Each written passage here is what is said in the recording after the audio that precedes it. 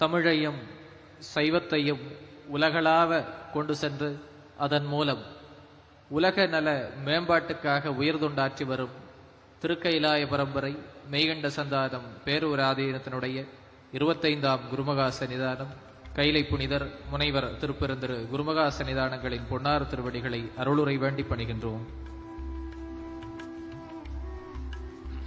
திருச்சிற்றம்பலம். உலகெலாமுணர்ந்தோதற்கரியவன் நிலவுலாவிய நீர்மலிவேணி என் அழகில் சோதி என் அம்பாளத்தாடுவான் மலர் சிலம்படி வாழ்த்தி வணங்குவாம். போற்றுதலுக்கும் நாளும் நம்மை நன்னெறிப்படுத்தலுக்கும் உரிய அருள்மிகு அம்பலவான பெருமான் ஆலமர் செல்வர் அம்மையப்பருடைய இன்னருளாலும் உயிர்க்கு துணையாக திகழ்ந்து கொண்டிருக்கும் சமயக்குறவர்கள், திருமுறையாசிரியர்கள், நாயன்மார்கள், சந்தானக்குறவர்கள், ஆதீனக்குறவர்கள், திருவள்ளுவர் தொல்காப்பியராதிய சான்றோர் பெருமக்களுடைய நல்லருளாலும் திருக்கைலாய பரம்பரை மெய்கண்ட சந்தானம் பேரூராதீனம் ஆதி குருமதுலர் சாந்தலிங்க பெருமானுடைய தன்னருளாலும் கைலை குருமணி தமிழ்நெறி வழிபாட்டு தந்தை நூற்றாண்டு நாயருடைய பொன்னார் திருவடி குருவருளாலும் எல்லோரும் எல்லா நலங்களும் பெற்று வாழ வாழ்த்தி மகிழ்கின்றோம். திருக்கைலாய பரம்பரை மெய்கண்ட சந்தானம் பேரூராதீனம் 25வது குருமகா சன்னிதானங்கள் அவர்களுடைய நூற்றாண்டு விழா. நம் கடன் பணி செய்து கிடப்பதே என்கின்ற உன்னதமான கொள்கையை உலகத்திற்கு எடுத்து பறைசாற்றி கொண்டிருக்கக்கூடிய ராஷ்டிரிய சிவம் சேவக் சங்கத்தினுடைய நூற்றாண்டு விழா ஆகிய இந்த 2 நூற்றாண்டு விழாவிற்கு நாம் கேட்டபோதே ஒப்புதல் வழங்கி இங்கே வந்து ஒரு நல்ல எழுச்சி உரையை, சிந்தனை உரையை நல்கி அமர்ந்திருக்கக்கூடிய ராஷ்டிரிய சிவம் சேவக் சங்கத்தினுடைய சங்கச்சாலக் தலைவர் பாராட்டுதலுக்குரிய மோகன் பகவத் ஐயா அவர்களே, மேடையில் வீற்றிருக்கக்கூடிய துறவியர் பெருமக்களே, இந்த நல்ல நிகழ்விலே பங்கேற்று சிறப்பித்திருக்கக்கூடிய சட்டமன்ற உறுப்பினர்கள், பல்வேறு சான்றோர் பெருமக்கள், தொழிலதிபர்கள், நம்முடைய திருமணத்தினுடைய அறங்காவலர்கள், இயக்குநர்கள், நெறிகாட்டுதல் செய்து கொண்டிருக்கக்கூடிய அன்பர் பெருமக்களே, அன்புடம் சார்ந்த அன்னையர்களே, பண்புடம் சார்ந்த பெரியோர்களே, தெய்வநலம் சார்ந்த குழந்தைகளே, நல்ல முறையிலே திட்டமிட்டு இந்த நல்ல நிகழ்வினை நெறிப்படுத்தி இவ்வளவு நல்ல சிறப்பான விழாவை ஏற்பாடு செய்திருக்கக்கூடிய பாராட்டுக்குரிய இளவல் ராகுல் ராஜா உள்ளிட்ட அவருடைய குழுவினர்களே, அனைவருக்கும் நம்முடைய உலங்கணிந்த வாழ்த்துக்களை தெரிவித்துக் கொள்கின்றோம். நம்முடைய RSSனுடைய தலைவர் அவர்கள் பேசுகின்ற போது இங்கே நல்ல சிந்தனைகளை சொன்னார்கள். அந்த சிந்தனைகள் வடக்கே இமய முதல் தெற்கே குமரி வரை இருக்கக்கூடிய பாரதத்தினுடைய ஒரு வெளிப்பாடாக அமைந்திருக்கின்றது. இங்கே கொங்கு நாட்டிற்கு ஒரு சிறப்பு இருக்கின்றது.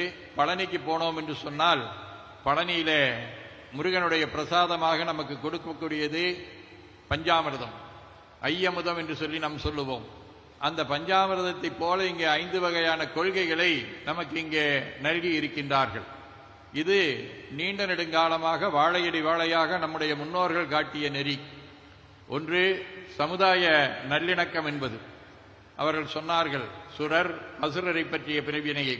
அதேதான் அவை பிராட்டி சொல்லுகின்ற போது சொல்லுவார், நீதி வழுவா நெறிமுறையில் இட்டார் பெரியோர் இடாதார் இழிகளத்தோர் என்று சொன்னார். 2 பேர் தான் இந்த உலகத்தில் இருக்கின்றார்கள். அதை தவிர நமக்குள்ளே ஏற்றத்தாழ்வு இல்லை, சிறியோரை இகழ்தலும் இல்லை, இளமே பெரியோரை வியத்தல் அதனினும் இளமே என்கின்ற அடிப்படையிலே எல்லோரும் ஒன்று என்பதை பறைசாற்றக்கூடியது நம்முடைய பண்பாடு.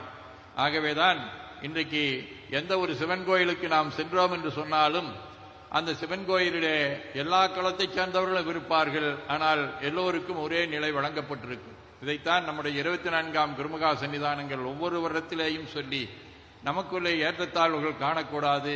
யாரையெல்லாம் ஒதுக்கி வைத்திருக்கின்றோமோ, யாரையெல்லாம் ஒடுக்கி வைத்திருக்கின்றோமோ அவருடைய பகுதிக்கெல்லாம் செல்லுங்கள், அங்கே அவர்களை நம்மோடு இணைத்துக் கொள்ளுங்கள், அவர்களுக்கும் நமக்கும் எந்த விதமான பிரிவினையும் இல்லை என்பதை வலியுறுத்துங்கள் என்பதை அவர்கள் நீண்ட காலமாக இந்த சமுதாயத்திலே சொல்லி 100க்கும் மேற்பட்ட அவர்கள் வாழக்கூடிய பகுதியிலே துறவிகள் அனைவரும் சென்று இல்லங்களிலே விளக்கேற்றி வைத்து அவர்களை நம்முடைய பண்பாட்டிலேயே பாதுகாப்பதற்காக பெரிய துணை நின்றவர்கள்.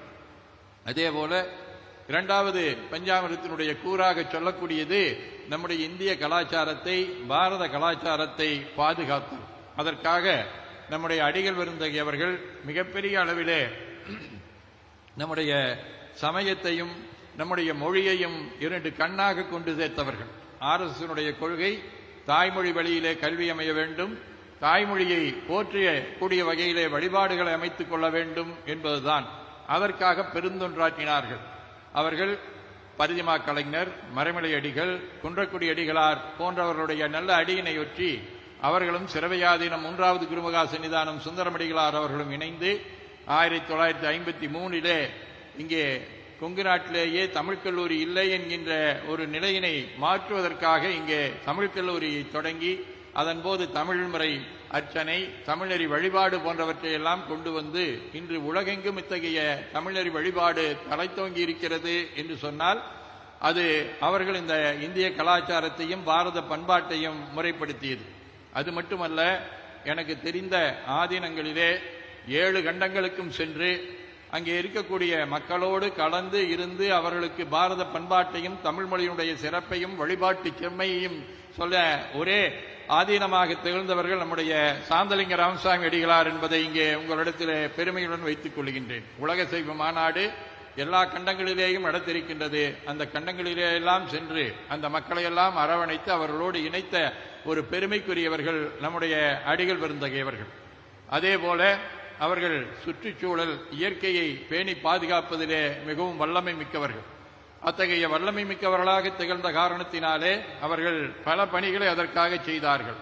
எளிமையான வாழ்வு, சுற்றுச்சூழல் பாதிக்கப்படுவதற்கு அடிப்படை காரணம் நம்மிடத்திலே இருக்கக்கூடிய ஆடம்பரம், நுகர்வு கலாச்சாரம். ஆனால் அவர்கள் எளிமையான வாழ்வை வாழ்ந்தார்கள். அது மட்டுமல்ல, RSSனுடைய கொள்கையாக இருக்கக்கூடியதிலே ஒன்று உழைப்பு. அந்த உழைப்பினை தன்னுடைய 94 வயதிலே வரைக்கும் தினமும் அவர்கள் ஏதாவது ஒரு பணியை செய்வார்கள். காலையிலேயும் மாலையிலேயும் தோட்டத்திலேயோ வெளியிலேயோ அல்லது திருக்கோயில்களிலேயோ சென்று அங்கே அவற்றை பேணி பாதுகாக்க வேண்டும் என்பதிலே சிறந்த தொண்டாற்றியவர்கள் நம்முடைய அடிகளார் அவர்கள். ஆகவேதான் அவருடைய 100ஆண்டு விழாவையொட்டி இப்பொழுது ஒரு திட்டத்தை வைத்திருக்கின்றோம். அதை தொடங்கி பல மாவட்டங்களிலே நடைபெற்றுக் கொண்டிருக்கின்றன. கோவையிலே, ஈரோட்டிலே, கிருஷ்ணகிரியிலே. அதாவது ஒரு கிராமம் ஒரு அரச மரம் என்கின்ற அடிப்படையிலே ஒரு உன்னதமான ஒரு திட்டத்தை எடுத்து அந்த சுற்றுச்சூழலை பாதுகாப்பது. சுற்றுச்சூழலை பாதுகாப்பது மட்டுமல்ல, இதிலே சொல்லி இருக்கக்கூடிய கொள்கைகளை போன்று நம்முடைய திருவள்ளுவர் போன்ற அறிஞர் பெருமக்கள் சொல்லிய கொள்கைகளை எல்லாம் அங்கே இருக்கக்கூடிய இளைஞர்களை ஒரு குழுவாக அமைத்து அதன் மூலமாக அந்த கிராமத்திலே அன்பு மேலோங்க வேண்டும், ஒற்றுமை மேலோங்க வேண்டும், சமயம் மேலோங்க வேண்டும், அங்கே தொழில் மேலோங்க வேண்டும். அந்த இளைஞர்களெல்லாம் இந்த பாரத நாட்டை உலகத்தினுடைய சிறந்த பொருளாதார நாடாக மாற்றக்கூடிய வகையிலே அவர்கள் உழைக்க வேண்டும். அதைத்தான் நம்முடைய பாரத பிரதமர் அவர்கள் சொல்லிக்கொண்டே இருக்கின்றார்கள். 2047 இந்த பாரத நாடு மீண்டும் உலகத்துக்கு வழிகாட்டக்கூடிய ஒரு உன்னதமான வல்லரசாக வரும் என்கின்ற செய்தியை சொல்லி இருக்கின்றார்கள். அதை உருவாக்க வேண்டியது இளைஞருடைய கடமை.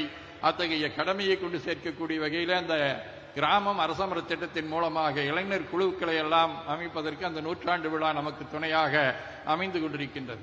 அதே போல இப்பொழுது உலகத்திலே சிதைந்து கொண்டிருப்பது குடும்பங்கள். குடும்பம் என்றால் கணவன் மனைவி பெற்றோர்கள் எல்லாம் ஒரு காலத்தில் கூட்டு குடும்பமாக இருந்தோம். ஆனால் இன்று என்ன ஆகிவிட்டது? அந்த குடும்பங்கள் எல்லாம் சிதைந்து போய்விட்டது. இந்த குடும்பங்கள் சிதைந்ததனாலே என்ன தீமை என்றால் நம்முடைய பண்பாடு சிதைந்து போய்விட்டது.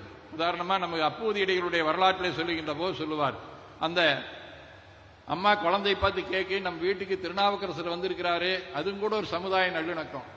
சமுதாய திருநாவுக்கரசர் வேளாளர் குலத்திலே பிறந்தவர், அப்பூதியடிகள் உயர்ந்த அந்தனர் குலத்திலே பிறந்தவர் என்று நினைத்துக் கொண்டிருப்போம். ஆனால் அவர் என்ன செஞ்சாரு?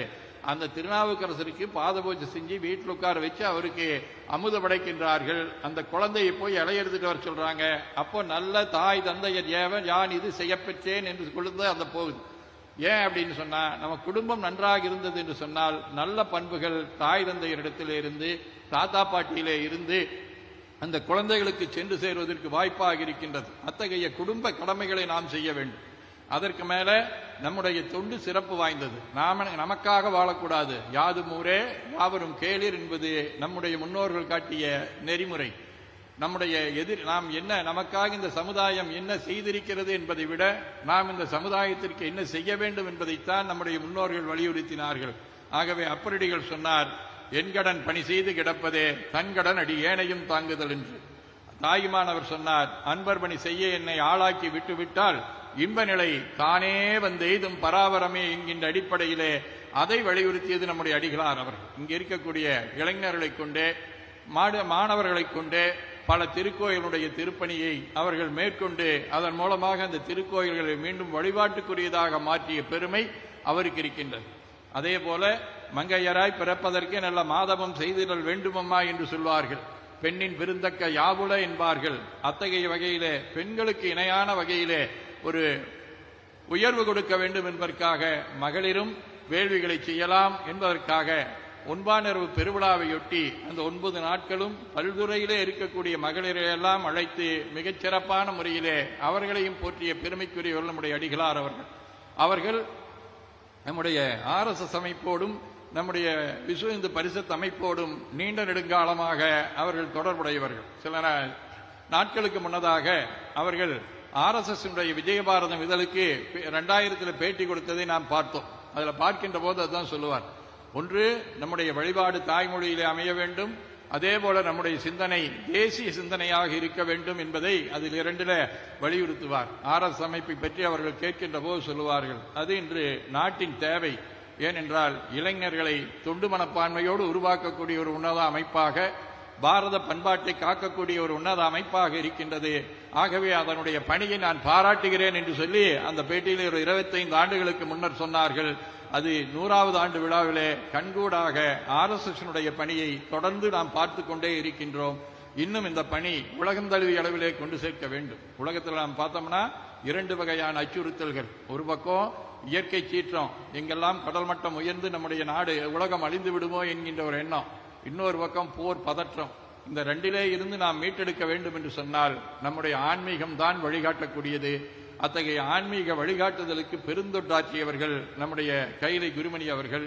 இதே மண்ணில் இதே மைதானத்திலே தான் முன்னாள் குடியரசுத் தலைவர் அப்துல் கலாம் அவர்களை அழைத்து தமிழ் பயிற்று மொழி மாநாடு, வழிபாட்டு மொழி மாநாடு என்பதை நடத்தி அதன் மூலமாக நம்முடைய பள்ளியிலே படிக்கக்கூடிய குழந்தைகள் தமிழ் வழியிலே படிக்க வேண்டும், நம்முடைய வழிபாடுகள் நல்ல தாய்மொழியை சார்ந்ததாக இருக்கக்கூடிய வகையிலே திருமுறைகளை சார்ந்து அமைய வேண்டும் என்பதற்காக தொடர்ந்து தொண்டாற்றியவர்கள். அவருடைய அந்த கருத்துக்கு இணையாக இருக்கக்கூடிய கருத்துக்கள் RSSலே சிறந்து விளங்குகின்றன.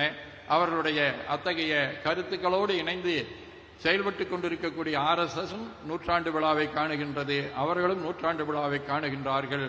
இவர்களும் இன்று இந்த மேடையிலே ஒருங்கிணைந்து இந்த விழாவை கண்டதைப் போல இந்த சமுதாயத்திலே நம்முடைய சைவமும் தமிழும் சமயமும் தொண்டும் தலைத்தோங்குவதற்கு இதே போல அனைத்து அமைப்பினை சேர்ந்தவர்களும் இணைந்து தொண்டாற்றுவோம், இந்த உலகத்திற்கு வழிகாட்டுவோம் என்று சொல்லி அனைவருக்கும் வாழ்த்துக்களை தெரிவித்து நிறைவு செய்து கொள்கின்றோம்.